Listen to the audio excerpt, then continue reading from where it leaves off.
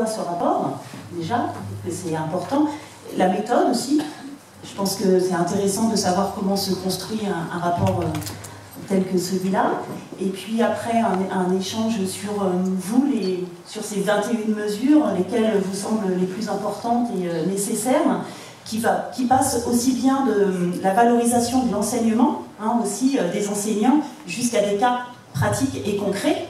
Et puis après, un temps d'échange avec vous. C'est un travail parfois de déblocage à faire.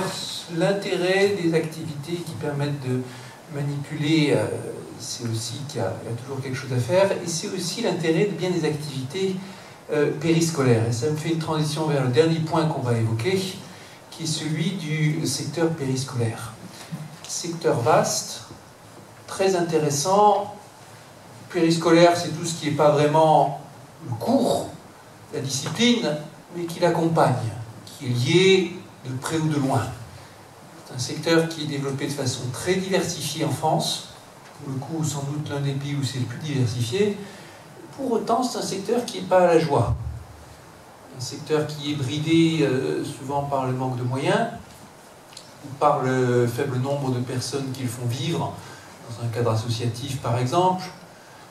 Périscolaire, ça pourrait être des clubs, ça peut être un club mathématique, ça peut être des laboratoires de mathématiques faisant le pont entre lycée et monde universitaire. On développe cette idée dans notre rapport, mais c'est la reprise d'idées qui sont dans l'air depuis longtemps. Ça peut être des clubs ludiques d'activités comme les échecs, le bridge ou ce que vous voulez, qui sont en rapport avec ça, en ce moment où il y a une grande appétence de façon générale pour la prestidigitation. En classe de première, la moindre multiplication pose problème. Alors quand vous êtes dans une classe d'économie, en économie, il y a toujours des multiplications. Je veux dire, il y a toujours des pourcentages. Toute l'économie, il n'y a que des multiplications.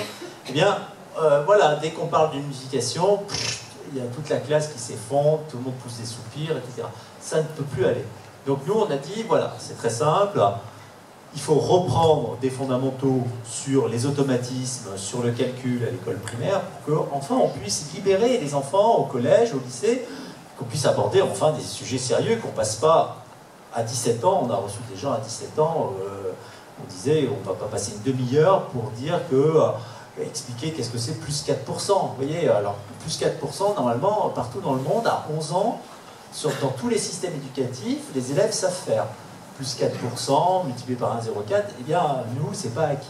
C'est-à-dire que les problèmes entraînent des problèmes du CM1 jusqu'à la seconde, et du coup, il y a une sorte de désespérance globale de tous les enseignants, et pas uniquement en maths, parce qu'en économie, en histoire, en géographie, partout, dans tous les domaines. Et donc, voilà. Donc nous, on a dit, bah voilà, on va être un petit peu courageux. Notre ambition, c'est aujourd'hui, c'est qu'à la fin du primaire, je dis, que les notions de fraction, de pourcentage, tout ça soit terminé, et acquis solidement, comme partout sur la planète. J'ai bien aimé aussi cette partie sur le périscolaire, les associations, ouvrir les barrières, travailler avec les collectivités, travailler avec les associations, avec le monde de l'école. Je pense que c'est ça l'enseignement, il ne faut pas que ça soit cloisonné. Et avant d'être dans les échanges, je crois que ce que j'ai retenu, si j'ai bien compris, c'est que 1 + 1 font 3, c'est ça ?